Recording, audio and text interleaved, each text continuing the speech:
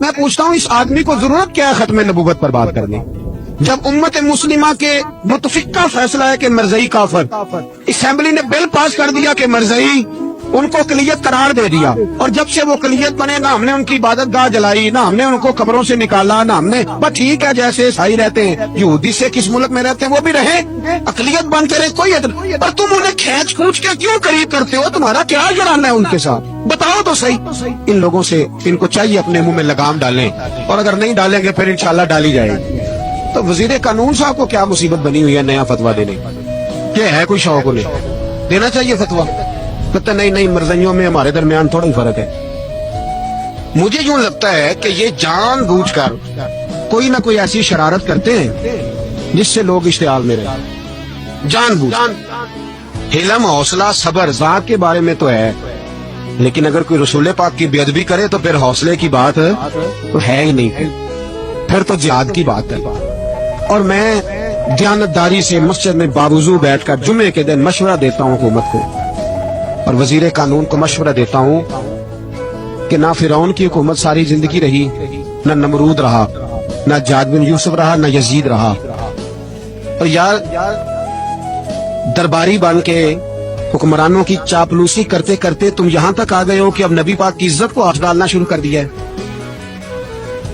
اور آپ یقین کریں سیاسی جماعتوں کا اتنا برا حال ہے کہ ان کے لیڈر کے بارے میں کوئی بات کرے تو پاگل ہو جاتے ہیں یہ احتجاج کر کر کے، اور اس نے ڈائریکٹ کہہ دیا کہ ختم نبوت کا مسئلہ ہی کوئی نہیں، جو دین کی بنیاد ہے کسی کو پرواہ نہیں۔ مجھے تو ان لوگوں کی فکر ہو رہی ہے جن لوگوں نے انہیں ووٹ دیے ہیں، وہ اللہ کو کیا جواب دیں، اور یہ اللہ ماشاءاللہ ساری سیاسی جماعتیں اس طرح کی۔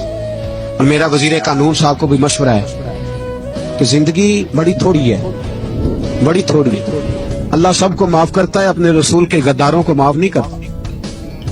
اور یہاں تمہاری گاڑیوں پہ جھنڈے لگے ہوئے ہیں، وہاں بھی تمہارے جھنڈے لگیں گے، پر اسے یہ لگیں گے کہ یہ غدار ہے ناموس رسالت کے، یہ جھنڈے لگیں گے۔ شرم کرو اور ڈر جاؤ، بس کر دو، تمہارے منہ میں اب دانت پورے نہیں رہے۔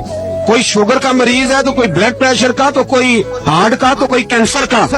شرم کرو اور اپنی قبر کی بھی تھوڑی سی فکر کرو۔ بتاؤ پاکستان کے کتنے صدر گزرے، وزیر اعظم گزرے، تو ان کی قبریں کہاں ہیں؟ کوئی جاتا ہے ان کی قبروں پہ؟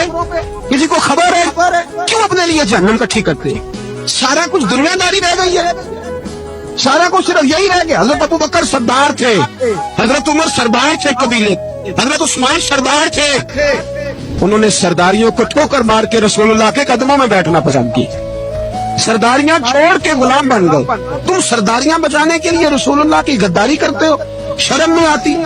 اور کام شکوہ ہے مجھے ان لوگوں سے جو مولوی تو کہہ دیتے ہیں تو سیاست نہ کر، اور کسی سیاستدان کو منع نہیں کرتے کہ جب تجھے سورت فاتحہ بھی نہیں آتی تو تجھے کس نے اجازت دی ہے اتنی بڑی بات؟ مرزائی کل بھی کافر تھے، آج بھی کافر، اور قیامت تک، اور جو ان کے کفر میں شک کرے وہ بھی، اور بے ایمان ہے، کافر ہے۔ وہ وزیر قانون ہو یا صوبائی ہو یا وفاقی ہو، من شک فی کفر ہی فقط کفر، جو مرزائی کے کفر میں شک کرے وہ بھی کافر ہے۔ ہمارے رسول آخری رسول ہے، ہم کسی کو یہ اجازت نہیں دیں گے کہ وہ ختم نبوت میں رفڑا ڈالنے کی کوشش کرے، ہم کسی کو یہ اجازت ہے۔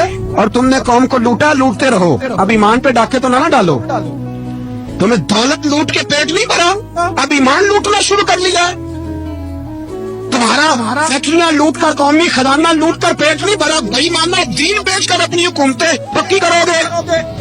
اور وہ لوگ بھی تیار ہو جائیں جو ان بے ایمانوں کو منتخب کرتے ہیں، ان سے بھی سوال کرے گا ختم نبوت کا موضوع قیامت کے دن کہ تم بتاؤ۔ ان کو سپورٹ کرتے تھے جو رسول اللہ صلی اللہ علیہ وسلم کے بعد بھی کسی نبی کو نبی ماننا درست جانتے تھے۔ مان تاثیر جب مرا تھا نا تو 5-5 لاکھ روپیہ مولویوں کو آفر کی جنازہ پڑھاؤ، 5-5 لاکھ روپیہ چھوٹے چھوٹے مولویوں کو۔ اور داتا صاحب کی مسجد کے خطیب بھی صوبائی جو تھے وہ خطیب تھے، ملازم تھے، انہوں نے کہا کہ ایمان نہیں بیچنا، نکالنا نوکری سے تو نکال دو۔ اور بادشاہی مسجد کا مولوی جس کا پتہ نہیں چلتا کبھی کدھر چلا جاتا ہے کبھی کدھر، یہاں تو وہ بھی کھڑا ہو گیا، اس نے کہا نا ایمان نہیں بیچنا۔ گورنر ہاؤس کی مسجد کا امام کہنے لگا کہ بخشا جانا نہ جانا یہ تو رحمت الہی کا معاملہ ہے، پر اتنا گندا جنازہ نہیں پڑھنا۔ اور وہ مولوی آج تک پتہ ہی نہیں کدھر گیا جس نے اس گلیز کا گندا جنازہ پڑھایا۔ تو بھائی اپنی قبر اشر کو، جب جہاں تمہارے جنازے نہیں پڑھے جا رہے تو وہاں تمہارا کیا حال ہو؟ ساڈے نبی دی زبان ساڈے واسطے قرآن، ساڈے نبی دی زبان ساڈے واسطے قرآن. ختم ہو گئی بات. جو مرضی کو کہتا پھر عقیدہ مضبوط زبردست، ایک منٹ کے لیے بھی ہلنے کی ضرورت نہیں. سب نے اپنے اپنے دلائل دیے ختم نبوت پہ.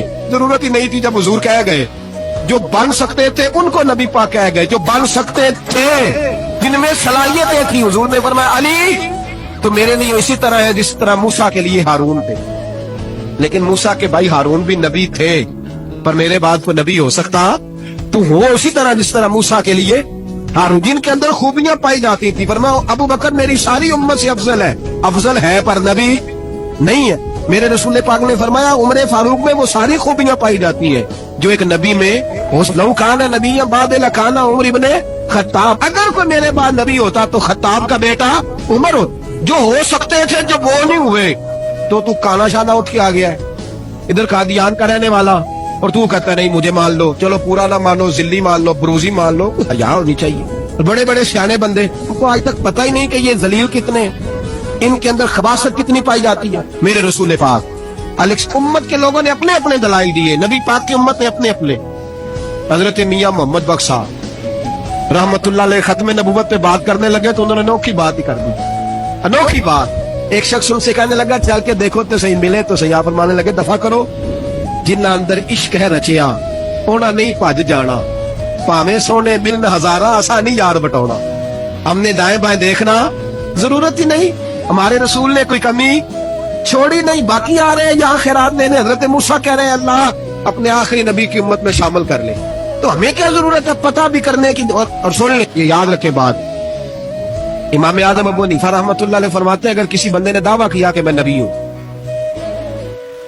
دعویٰ کیا کہ میں نبی ہوں، اور سامنے والے نے اسے یہی کہہ دیا نا کہ اگر تو نبی ہے تو معجزہ دکھا، تو یہ کہنے والا بھی کافر ہو.